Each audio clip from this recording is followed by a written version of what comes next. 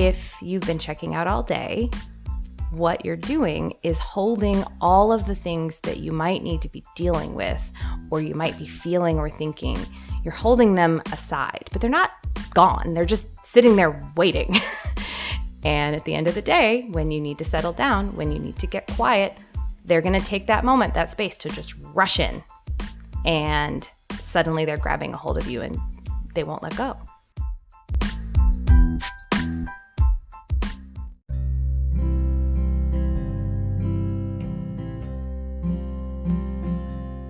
Welcome to Making Polyamory Work. Hi, I'm Libby and I want to thank you for joining me today. I'm a queer polyamorous mom and a relationship transformation coach, and I'm here to help you. If you're feeling stuck, if you're struggling, if you want your relationships to be more nourishing, more functional, more authentic, and full of love. On my show, I go deep into what I think actually makes polyamorous relationships work, because relationships are at the core of our well-being as humans. I think love is why we're here and how we heal. And today, this is going to be a short and sweet episode just about checking in with yourself and how much you're checking out. So I'm excited about this conversation with you, and let's just dive in.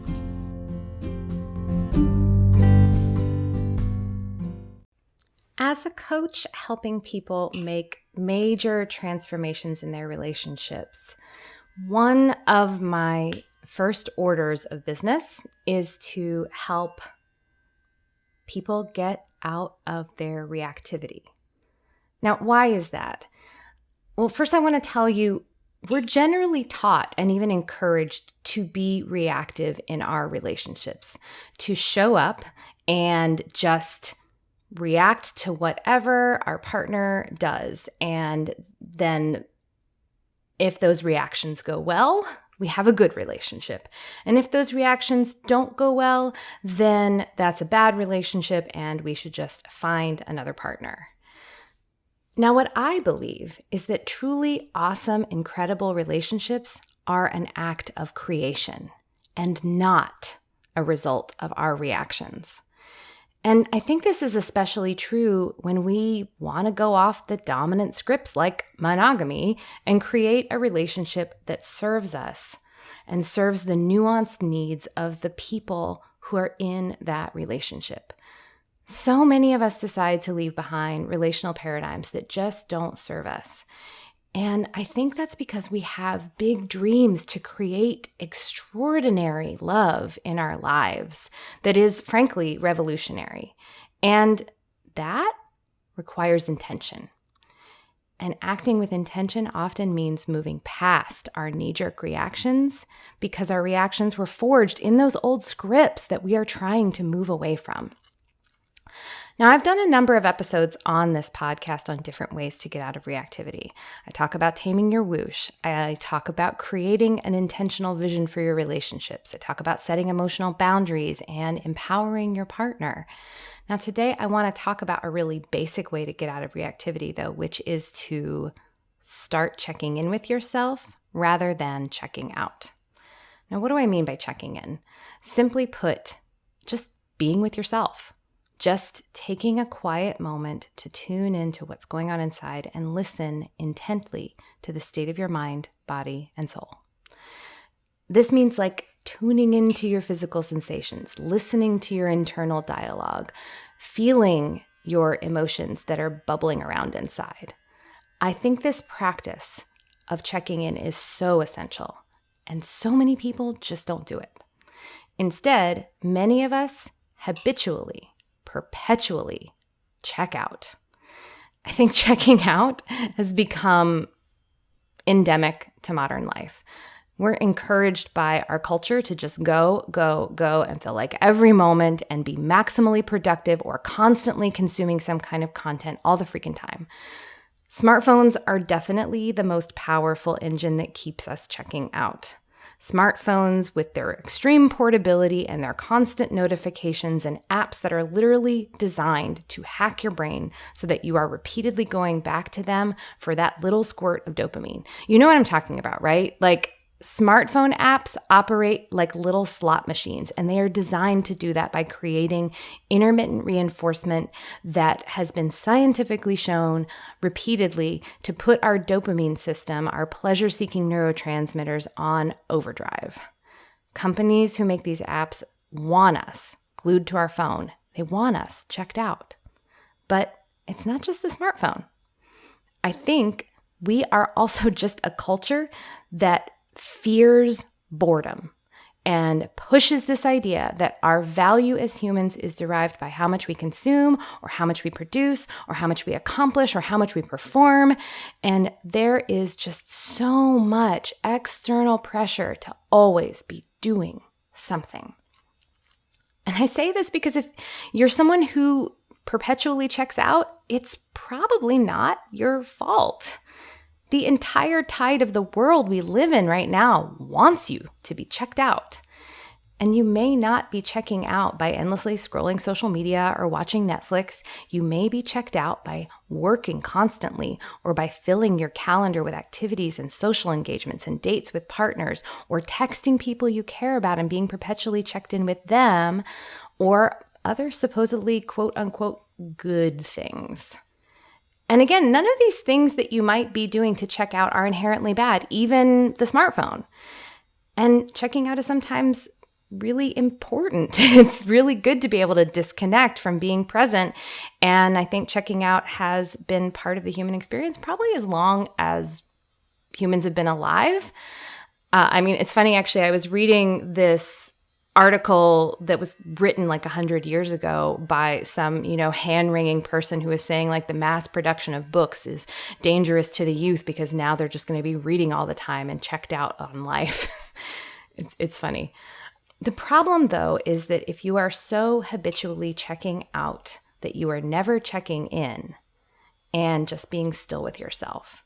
And I think in the past, there was just more space sort of built into our lives and built into our days to just frankly be bored and have nothing else to do than to check in with yourself. It was just unavoidable.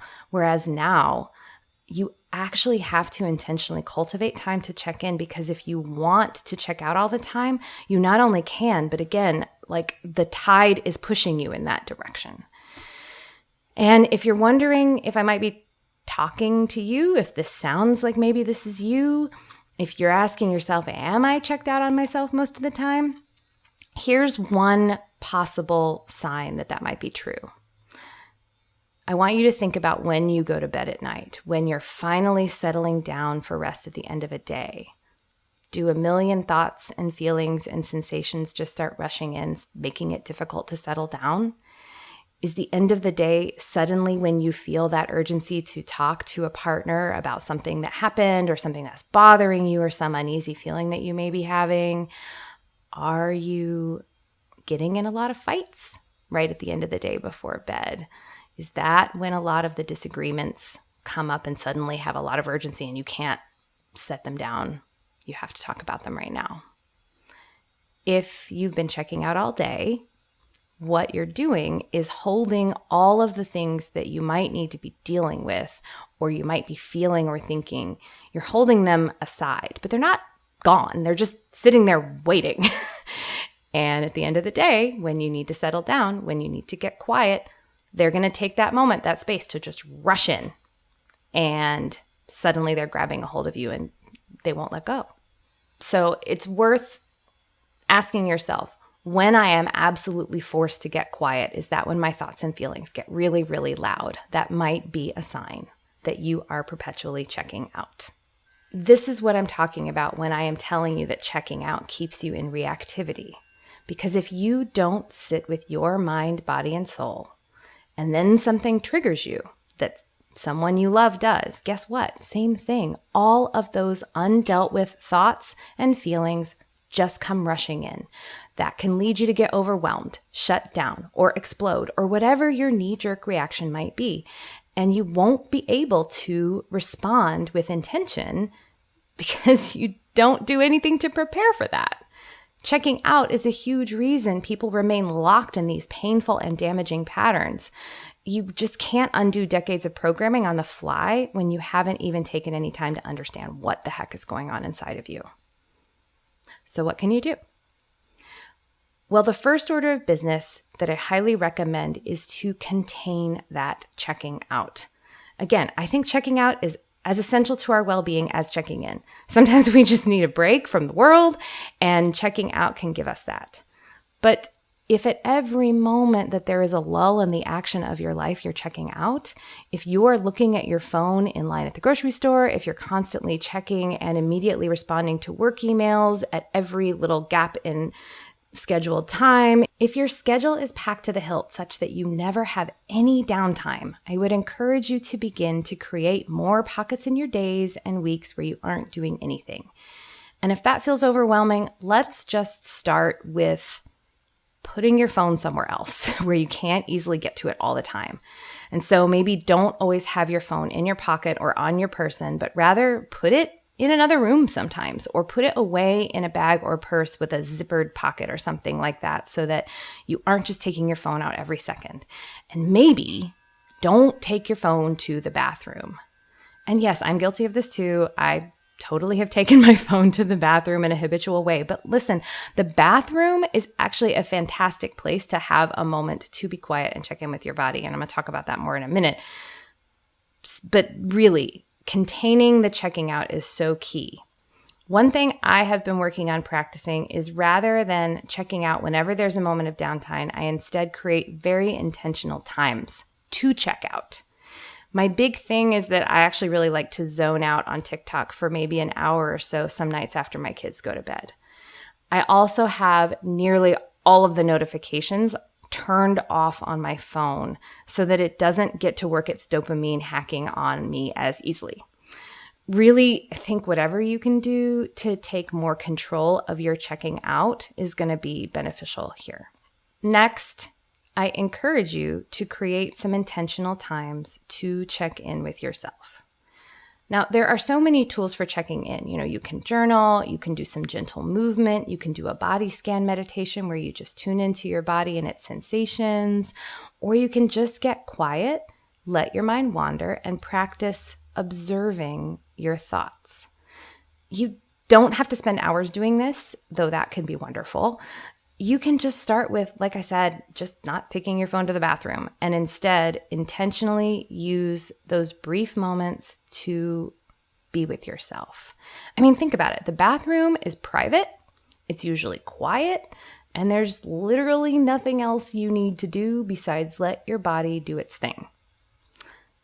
Another time you can check in with yourself is in those moments where you might by default want to check out, like, riding in the car, or waiting in line when you're at a restaurant, or waiting for your companion to come back from the bathroom, or just whenever you start to feel that itch to check out, either because you're feeling overwhelmed or you're bored or just for no reason at all. Maybe instead use that moment to check in.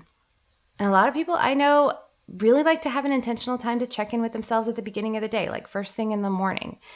And I do this, and I think it can be really great because you spend a moment just tuning into yourself before your day begins, before you actually have anything to react to, which can give you that opportunity to be intentional and proactive instead.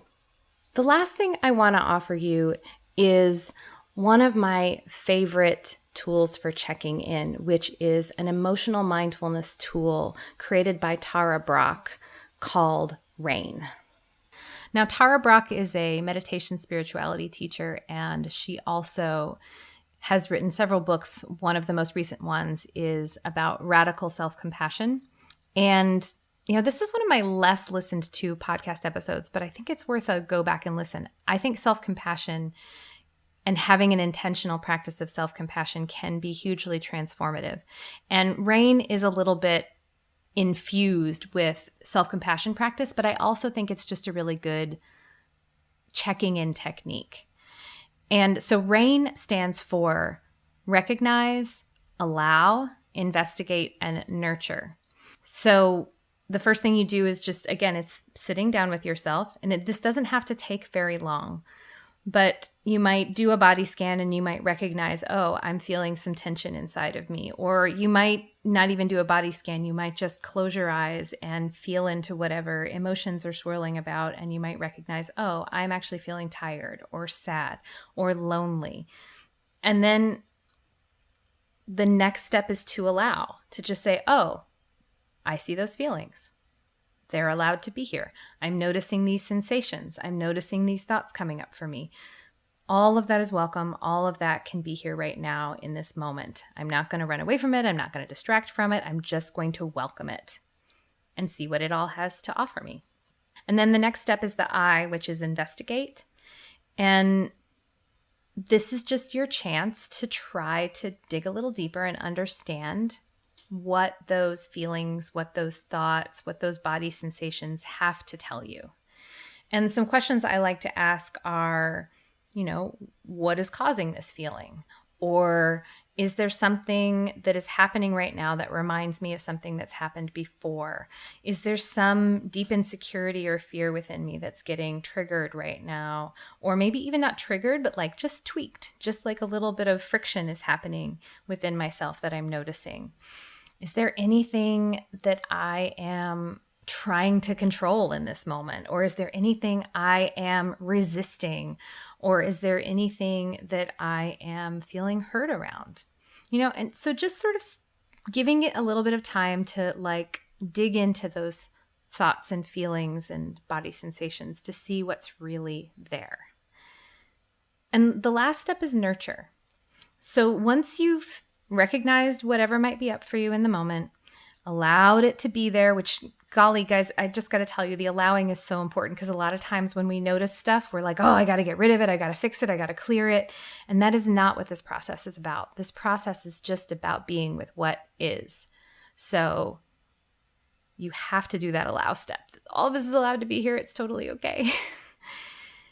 And then after you've done the investigating and gained a deeper understanding of whatever might be there, then you give it a chance to be nurtured. So what that can look like is just speaking very gently to yourself about whatever you've uncovered. Oh, wow, I can totally understand why I'm feeling that right now. I'm so glad that I have taken this moment to feel into this, and I'm so glad that my body's made me aware of this. And I'm so grateful to these parts of me for speaking up and telling me what they're feeling. So having some gratitude for whatever you've discovered can be a part of it. Also, thinking about what kind of care and comfort might the things you've uncovered need. And again, not to fix them, but just to soothe, just to be compassionate with yourself. And again, sometimes that's about the self-talk that you have, just speaking gently to yourself, being compassionate, being caring. I can really understand why I'm feeling this right now. I don't deserve to feel this way right now. This isn't my fault. I'm so sorry. Another thing you could do, though, is notice, hey, what I could really use right now is some comfort or some support. Or, oh, wow, I am noticing that this is a persistent issue that I really want to try to address. And so I want to think proactively and compassionately and collaboratively about how I might be able to address this and discuss it with my partner or my friend or my parent or whomever. And then after you've gone through that process of recognizing, allowing, investigating, and nurturing, then there might be a next step, which is to figure out proactively how to bring this up to other people that you love. Sometimes when we do this practice, we don't find anything other than just a deeper understanding of ourselves. Sometimes when we go through this practice, we have an understanding of what we need to be moving towards in a proactive, collaborative, and again, creative rather than reactive way. So here's my challenge to you. If you find yourself habitually checking out on yourself, I invite you to create an intentional practice of checking in and perhaps trying to unwind the habitual checking out so that the checking out is intentional too. Again, I want everyone to have times where they check out, where they decompress, where they unwind, where they're not doing so much work all the time on themselves. It's really important, and I do it too. I need it too. Everyone needs to decompress, to disconnect, to let go. But it's so important to also not have that be something that you can't also disconnect from, so that you can reconnect to yourself and to what's going on with you. And by doing that, you will have a greater capacity to get out of that reactivity and into the place where you truly can be in a place of creation for your life and your relationships.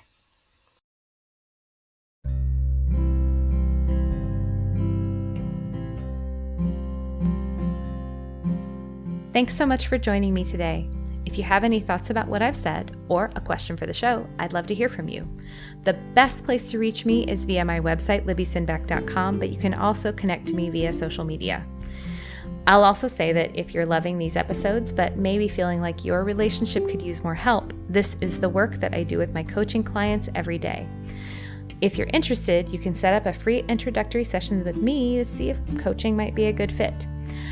I also will be opening up a new cohort in April of the Relational Non-Monogamy Circle, which is my signature group program, where I also go into a lot of these things that I talk about on the podcast in greater depth. So if you're interested, check out my website to find out more about that. You can also go to relationalnonmonogamy.com to sign up for the waitlist for when I open up registration. Also, please, if you love this podcast, definitely share it with your friends, with your networks, your Facebook groups, etc. And make sure you subscribe so you don't miss an episode. Also, if you listen to iTunes or on Stitcher, or you just want to say nice things about me on Facebook, it would be a big help if you left a review or a comment, because these help more people find the show. Thanks again so much for being with me today, and I'll see you soon.